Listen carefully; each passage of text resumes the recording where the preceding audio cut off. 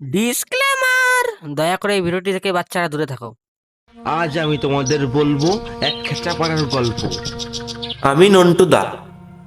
আমি এমনিতে ভালো, কিন্তু সারাদিন পড়ে পড়ে ঘুমাই।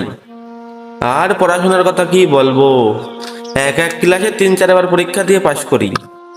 তারপরে ফেসবুকে দেখতে পাই চম্পাকে। চম্পাকে দেখেই আমার সেটা ভাঙা দাঁতগুলো সব বেরিয়ে আসে।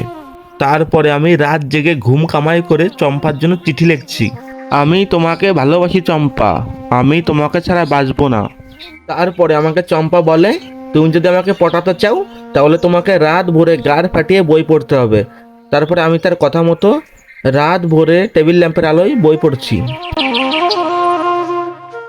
এমনিতে আমি দাঁত টাত মাজতে খুব একটা পছন্দ করি না, ওই বছরে 2-1 বার দাঁত মাজি।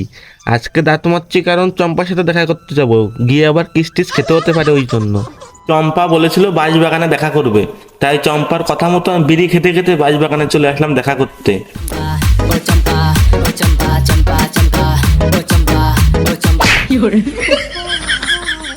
এই বাড়া, আমি পড়ে গেলাম, কেউ দেখিনি তো? ও বাড়াতে দেখে গার মারাই গে, আমার কি, আমি তোকে বিড়িটা তুলে খাই।